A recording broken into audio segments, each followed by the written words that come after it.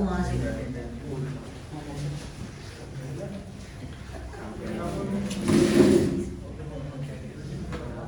भाई मंडे से क्या आएगा आज ही समझ लेना।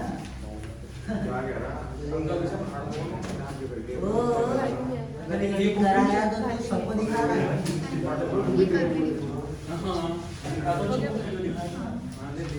पीली कहानी दोबारा चलो होमवर्क हो गया? कॉपी है दीदी कॉपी हो गया होमवर्क? कॉपी बस सबने कर लिया एक दूसरे से चीटिंग करके। चलिए आधी कर लिया दीदी कर लिया। एक ना हो गया होता है अमन तूने तो करा ही था। भाई किसने कह दिया तुम्हें बताऊंगा क्या फिर तुम दिन बोलोगे क्या वो क्या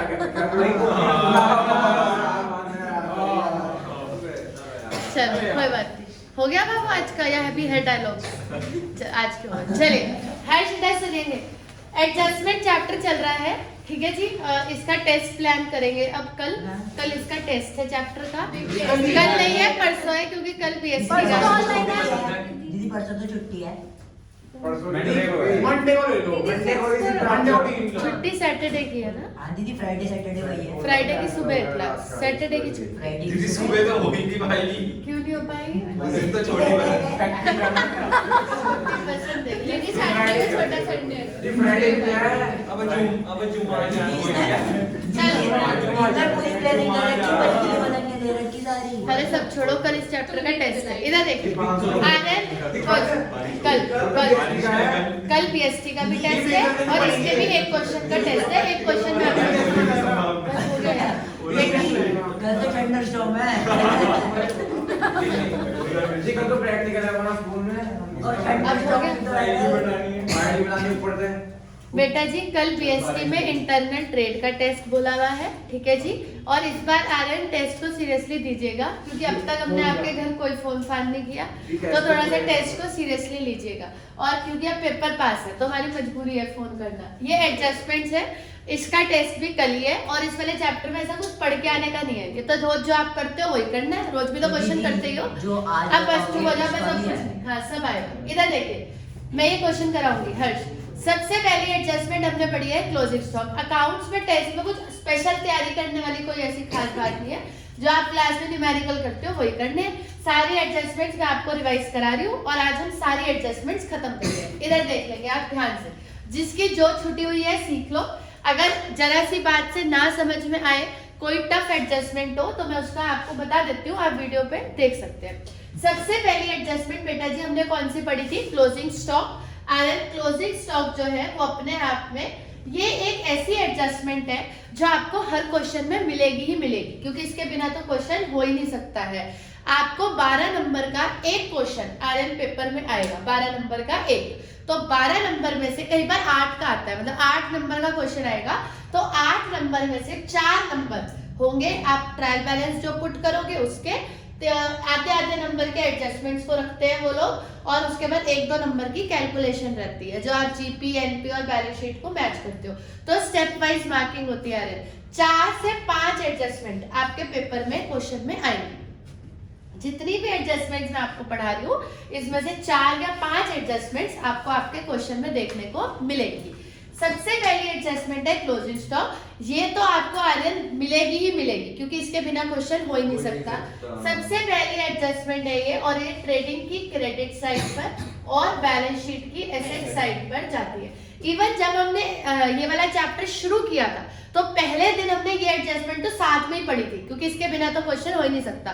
तो क्लोजिंग स्टॉक आर्यन 2 जगह जाता है, एक तो ट्रेडिंग की क्रेडिट साइड पर और एक बैलेंस शीट की एसेट साइड पर। ट्रायल बैलेंस पुट करने में अब आप एक्सपर्ट हो गए हो, फिर भी कुछ चीजें मैं आपको बता देती हूँ। जैसे कि नंबर 1, अगर ट्रायल बैलेंस में कोई चीज डेबिट साइड पर दे रखी है, इधर ध्यान से देखना, पहले मैं ट्रायल बैलेंस की बात करती हूँ, आर्यन ध्यान से देखना। जैसे मान लीजिए आपको कमीशन दे रखा है, तो बड़ी बार हम ये सुनते हैं आपसे क्लास में कि दीदी अब इसे मैं 2 में डालूं या बाय में डालूं। तो बेटा जी इसको आप ये देखो कि अगर कमीशन डेबिट में है या क्रेडिट में है। अगर डेबिट में है तो 2 में जाएगा, देखते सुनने पर ध्यान दो। अगर डेबिट में है तो कहाँ जाएगा अपन 2 में, और अगर क्रेडिट में है तो कहाँ जाएगा बाय में। तो ये ट्रायल बैलेंस की एक छोटी सी बात है जिसको आप बार बार पूछते हो। एडजस्टमेंट तो चलो मुश्किल होती ही है, बट ट्रायल बैलेंस तो पुट करना सबको आना ही चाहिए। अगर उसमें भी कमी है तो उसको सही कर लो। बोलो ये ऐसे कमीशन है तो P&L में जाएगी या ट्रेडिंग में? P&L में, क्योंकि ट्रेडिंग का फॉर्मेट तो फिक्स होता है ना। अगर कोई भी चीज बेटा जी फैक्ट्री से रिलेटेड है तो वो हमेशा कहा जाती है ट्रेडिंग। फैक्ट्री वाली चीजें ट्रेडिंग में, बेसिकली ट्रेडिंग जो होता है मन वो फैक्ट्री का ही अकाउंट होता है। तीसरी बात बेटा जी, अगर आपको ट्रायल बैलेंस में पीटीटी दे रखा है तो वो हमेशा क्रेडिट में जाएगा। अगर हमें अभी भी जो लोग नहीं सुन रहे सुन लो, अगर आपको कहाँ पे पीटीटी दे रखा है ट्रायल बैलेंस में तो वो हमेशा वो दिया भी क्रेडिट में ही होता है। अगर आप कभी उसे ट्रायल बैलेंस में देखोगे तो वो आपको हमेशा क्रेडिट साइड ही मिलेगा, तो वो हमेशा P&L की कौन सी साइड जाएगा? Credit side. कुछ बच्चे ध्यान से नहीं सुन रहे हैं, उनके लिए हम एक बार और रिपीट कर देते हैं। जो ट्रायल बैलेंस आपको दे रखा होता है उसमें जो एक्सपेंस दे रखा है वो डेबिट में जाएगा या क्रेडिट में, वो डिपेंड करता है कि वो ट्रायल बैलेंस में कहाँ है। अगर वो ट्रायल बैलेंस में डेबिट में है तो डेबिट में जाएगा, क्रेडिट में तो क्रेडिट में जाएगा। जैसे रेंट है, सैलरी है, कोई भी एक्सपेंस है, अगर रेंट भी हो सकता है कभी आपको क्रेडिट में दे रखा हो, अगर रेंट क्रेडिट में दे रखा है तो वो किस साइड जाएगा? बाय।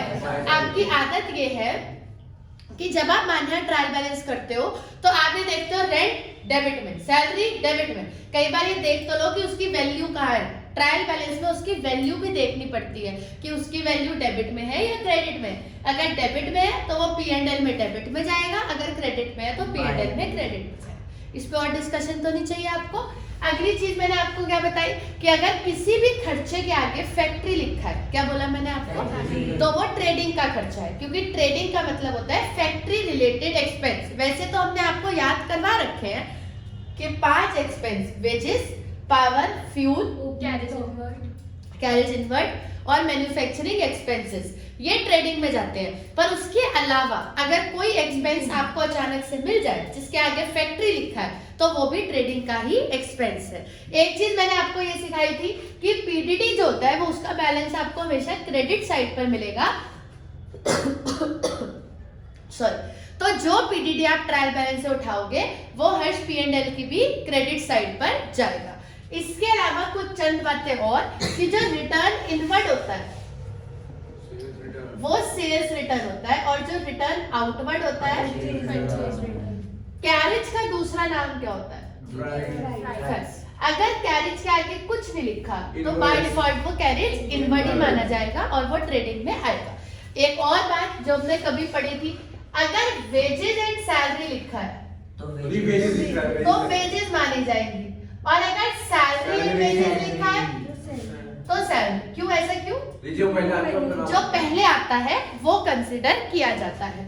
और लास्ट बात, जो 4 स्पेशल होते हैं, आउटस्टैंडिंग, प्रीपेड, एक्रूड और एडवांस। अब एक बार आप बोलो कौन से होते हैं 4 special? Outstanding, prepaid, advance, accrued. अगर ये ट्रायल बैलेंस के अंदर है, मैं बाहर की बात नहीं कर रही हूँ, उसमें तो आप एक्सपर्ट हो और उसकी बात मैं कब करूंगी आर्यन? जब मैं एडजस्टमेंट बताऊंगी। अगर इनमें से कुछ ट्रायल बैलेंस के अंदर है तो आउटस्टैंडिंग जो है वो जाएगा लायबिलिटी में, प्रीपेड जो है वो कहा जाएगा एसेट में, एक्रूड भी एसेट में और एडवांस लायबिलिटी में। तो उसमें भी मेरे से पूछने की कोई जरूरत नहीं है, क्योंकि ये 4 चीजें अगर ट्रायल बैलेंस के अंदर है तो यहाँ जाती है, और अगर ट्रायल बैलेंस के बाहर मान लिया यानी कि आदत कहाँ पर है? एडजस्टमेंट में, तो फिर तो वो 2 जगह जाती है। क्लियर है आप सबको यहाँ तक की क्लास? अगर हम बात करें एडजस्टमेंट्स की तो हमारी सबसे पहली एडजस्टमेंट होती है क्लोजिंग स्टॉक, जो हर्ष ट्रेडिंग की कौन सी साइड जाती है? क्रेडिट साइड, और बैलेंस शीट की एसेट साइड। फिर हमारे 4 स्पेशल, इनको 4 स्पेशल कहा जाता है। ये होते हैं आउटस्टैंडिंग एक्सपेंस, और बोलो आप लोग बोलेंगे, और बोलो एक्रूड इनकम, हर्ष नेक्स्ट एडवांस। अमन बोलिए कहाँ जाएगा आउटस्टैंडिंग एक्सपेंस? आदित्य आपको बताना, सब चुप रहे। आउटस्टैंडिंग एक्सपेंस कहाँ जाएगा? लायबिलिटी, एक ही जगह जाएगा। एडजस्टमेंट्स कितनी जगह जाती है? आर्यन सीधे बैठ जाओ, चल अब इधर देखो आप बोर्ड, ठीक है? चल अब बताओ आउटस्टैंडिंग एक्सपेंस कहाँ जाएगा? हर एडजस्टमेंट 2 जगह जाती है मिनिमम। अब बताइए आउटस्टैंडिंग एक्सपेंस कहाँ जाएगा? एक तो लायबिलिटी, और बोलो तो बैलेंस शीट में चोरी रोज तुम्हारी, बोलिए। दीदी एक तो ट्रेडिंग में जाएगा, आप बोलो। दीदी एक्सपेंस में से प्लस हो जाएगा। जो भी एक्सपेंस आउटस्टैंडिंग है उस एक्सपेंस में क्या हो जाएगा प्लस, और दूसरा कहा जाएगा डिपेंड करता है कि वो ट्रेनिंग का एक्सपेंस है या पीएनएल। तो ये तो एक्सपेंस पे डिपेंड करता है ना, तो जो भी एक्सपेंस है उसमें प्लस हो जाएगा और लायबिलिटी में जाएगा। आगे बोलिए यार, प्रीपेड कहाँ जाएगा ये एसेट में जाएगा और एक्सपेंस में से माइनस हो जाएगा। एक्रूड इनकम कहाँ जाएगी, इनकम में प्लस और एसेट में। एडवांस इनकम कहाँ जाएगी, इनकम में से माइनस और लायबिलिटी। यहाँ तक कोई डाउट? चलो, ये तो हमारी 4 स्पेशल होती हैं, ये तो वेरी इंपॉर्टेंट है ना, इनका तो कोई तोड़ ही नहीं है। जैसा मैंने आपको ये बोला हर्ष कि क्लोजिंग स्टॉक आएगा ही आएगा, वैसे ही मैं आज आपको 110% बताती हूँ कि इन 4 में से एक ना एक जरूर आपको पेपर में मिलेगा, क्योंकि ये 4 क्या है स्पेशल, तो इनमें से तो एक ना एक आना ही है, आप ये समझ लो। तीसरा, अच्छा ये भी मोस्टली आपको देखने को मिलेगी, ऐसा कोई क्वेश्चन नहीं है बुक में जिसमें ये एडजस्टमेंट ना हो, और इस एडजस्टमेंट का नाम क्या है, डेप्रिसिएशन। कहाँ जाती है अमन ये? दीदी एक तो एक्सपेंस में जाती है, एसेट में से माइनस हो जाती है, और पीएनएल की कौन सी साइड जाती है, पीएनएल की कौन सी साइड जाती है, डेबिट साइड, और एसेट में से क्या हो जाती है, माइनस। उसके बाद ऐसा फिर से अगेन ये एडजस्टमेंट भी सबसे इंपॉर्टेंट है, और ये 3 है और इनकी जोड़ी है कि ये तीनों एक जगह जाती हैं और इसी सीक्वेंस में जाती हैं। कौन सी है, बैड डेट, डिस्काउंट।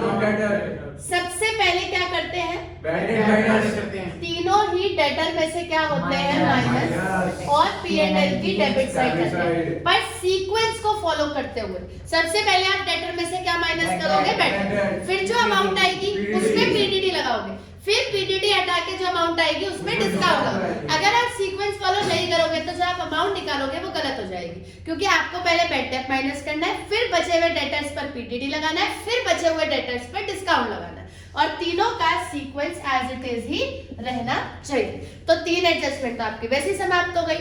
उसके बाद आती है adjustment number 10, that is interest on capital.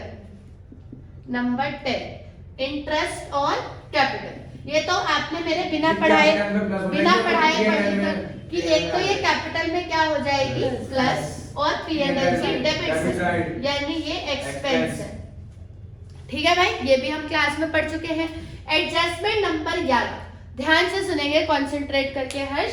Adjustment number 11 है जो हमने कल पढ़ी, हिडन में अभी लेती हूँ।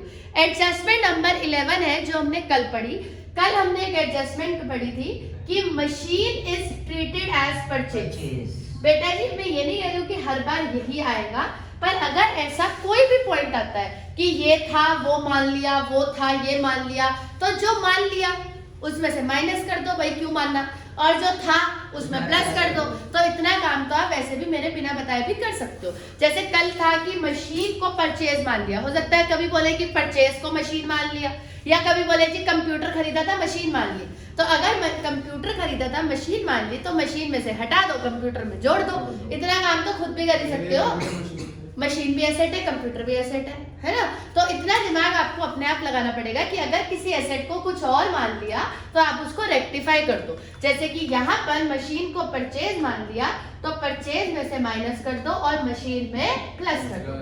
मैं कल वाले क्वेश्चन को अगर मैं बनाती तो मैं आपसे कल वाले क्वेश्चन में ना मशीन पे डेप्रिसिएशन नहीं लगवाई थी। अगर मैं पेपर बनाती तो मैं आपसे मशीन पे 110% डेप्रिसिएशन लगवाती, क्योंकि आधे बच्चे गलत अमाउंट पे लगाते हैं। हमें ये याद रखना है कि कुछ मशीन हमने जोड़ी भी है, तो अब जब हम अगर उसे डेप्रिशिएट करेंगे तो वो पुरानी वाली मशीन की वैल्यू पर नहीं, नई वाली पर होगी। जैसे मैं आपको एक एग्जांपल देती हूँ, कल का ही ले लेते हैं ना सेम। कल क्वेश्चन में ये था कि 50,000 की मशीन तो ऑलरेडी थी, है ना, और 20,000 की वो थी जो हमने परचेज मान ली थी गलती से। तो अभी मशीन ऑलरेडी हर्ष 50,000 की थी और 20,000 की हमने और जोड़ी, तो अब मशीन कितने की हो गई, तो डेप्थ किस पे लगेगी, है ना। और पर आप बच गए क्योंकि कल क्वेश्चन में डेप्थ थी नहीं तो आधे से ज्यादा बच्चे मशीन की 50,000 पे डेप्थ लगा लेते। तो हमें ये भी समझना है कि अगर हमने कुछ मशीन और जोड़ी है मान लिया, तो अब डेप्रिसिएशन किस पे लगेगी, 70,000।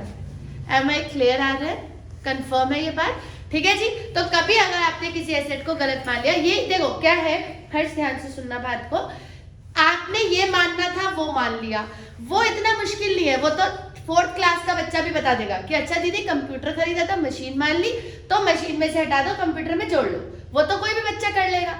आप क्या पढ़ के गए हो? आप ये पढ़ के गए हो कि जिसमें से मैंने हटाया, हर जिसमें से मैंने हटाया, और आर्यन जिसमें मैंने जोड़ा।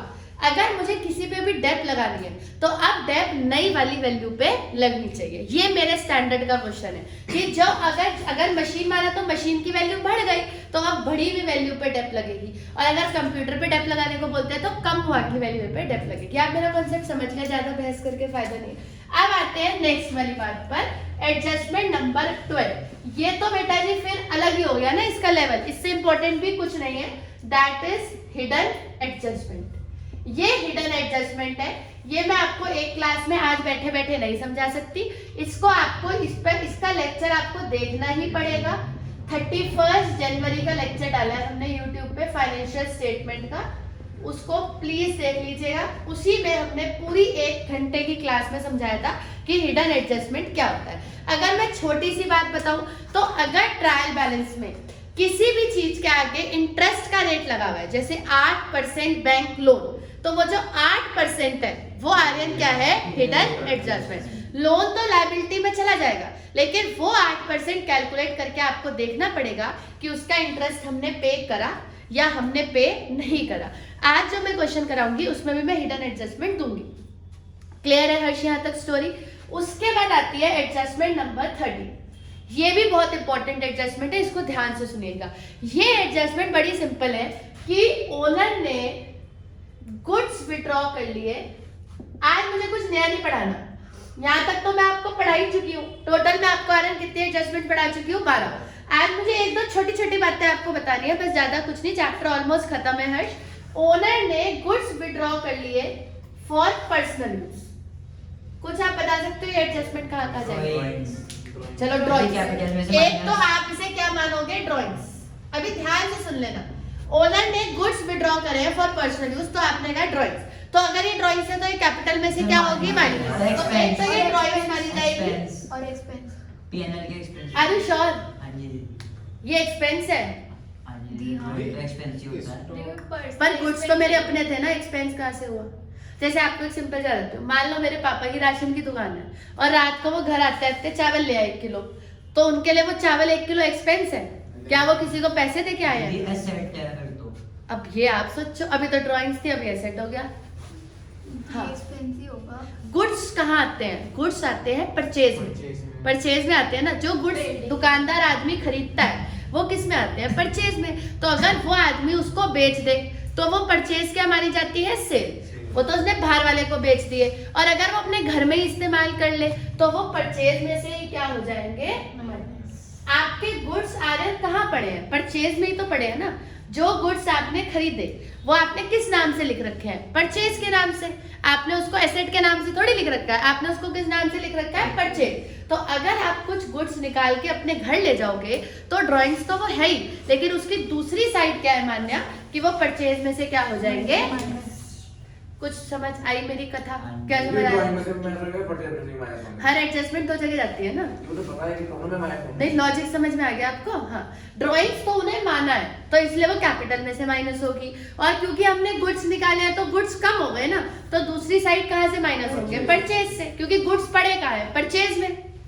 क्लियर है? जो गुड्स आपके पापा ने खरीदे थे वो कहाँ पर पड़े हुए हैं हर्ष? परचेज में। तो मैं उन्हें माइनस भी कहाँ से करूंगी? परचेज से। और दूसरा मैं उन्हें क्या मानूंगी? ड्राइंग्स। मैं अगला क्वेश्चन आपसे पूछती हूँ, अभी पता चलेगा आपको समझ आया कि नहीं।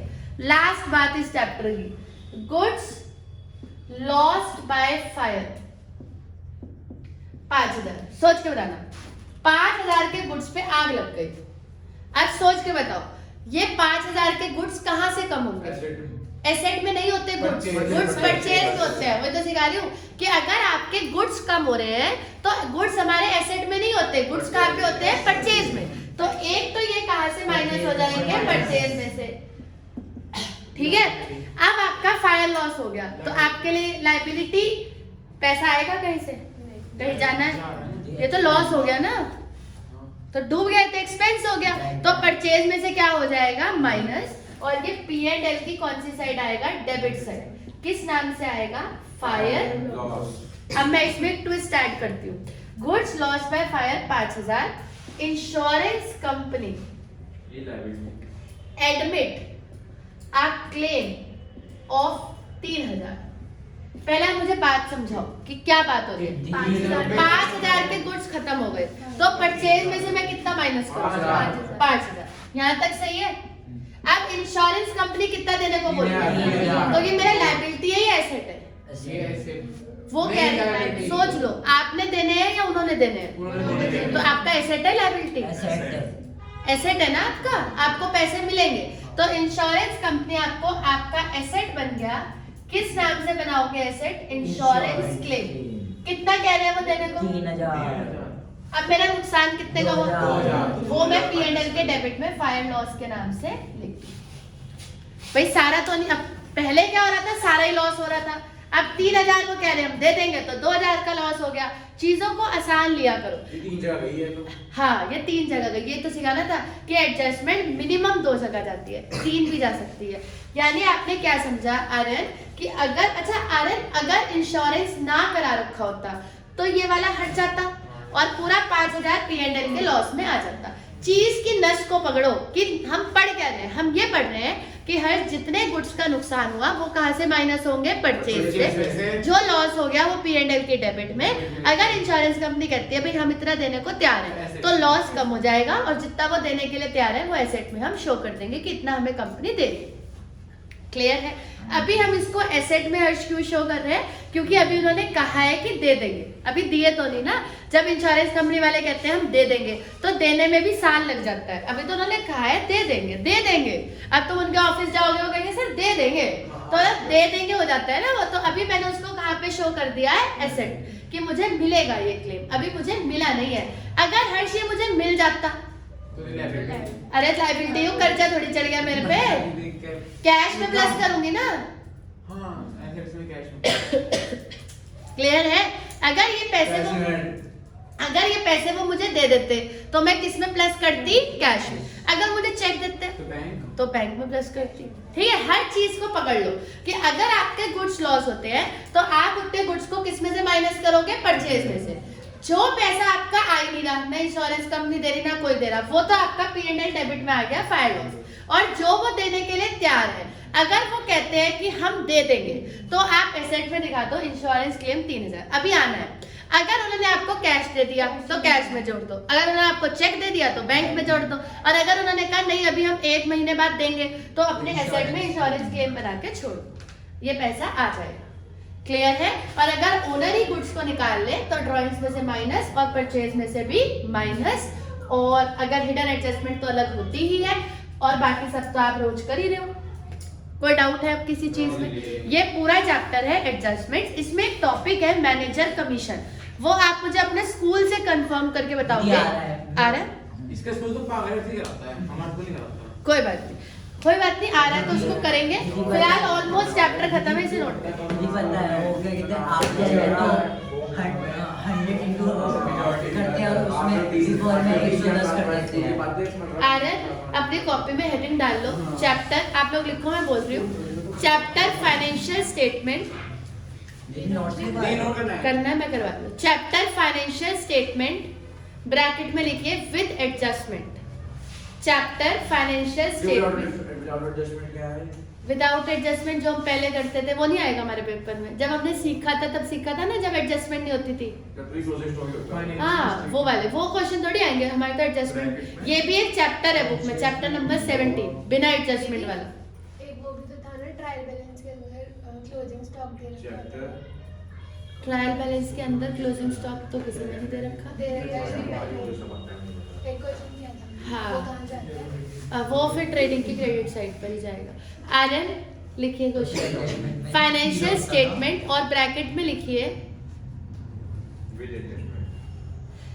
अगर बेटा जी आपको एडजस्टमेंट गिवन है क्लोजिंग स्टॉक, एक चीज आई मेरे दिमाग में, और आर्यन इसके साथ गिवन है कॉस्ट प्राइस 15,000 और मार्केट वैल्यू 10,000, तो आप अपने क्वेश्चन में कौन सी वाली वैल्यू? कॉस्ट प्राइस दीदी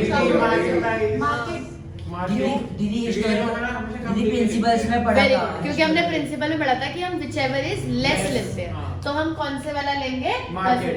ऐसा नहीं मार्केट, हम लेंगे विच एवर इज लेस। हमें ये नहीं बोलना कि हम कॉस्ट प्राइस लेंगे, हम ये भी क्यों बोले कि हम मार्केट वैल्यू लेंगे, हम वो लेंगे विच एवर इज लेस। बेटा जी अकाउंट्स का एक प्रिंसिपल था, जब आपने कभी अकाउंट्स पहले पढ़ी होगी चैप्टर 2 में, कंजर्वेटिज्म।